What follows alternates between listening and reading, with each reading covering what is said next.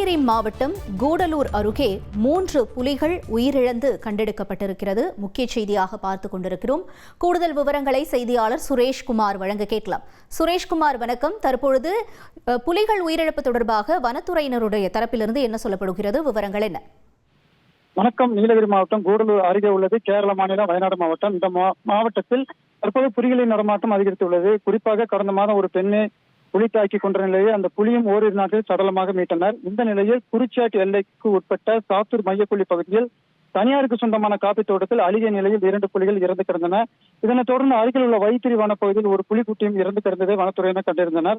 அடுத்தடுத்து 3 புலிகள் இறந்த நிலையில் கேரள வனத்துறை மத்தியில் அதிர்ச்சியை ஏற்படுத்திய நிலையில் இந்த மர்ம சாவுக்கு யாரான காரணமா அல்லது தற்செயலாக புலி இருந்ததா என்பதனை ஆய்வு செய்வதற்காக சிறப்பு புலனாய்வு குழு நியமிக்கப்பட்டு விசாரணை மேற்கொள்ளப்பட்டு வருகிறது. விவரங்களுக்கு நன்றி சுரேஷ்குமார்.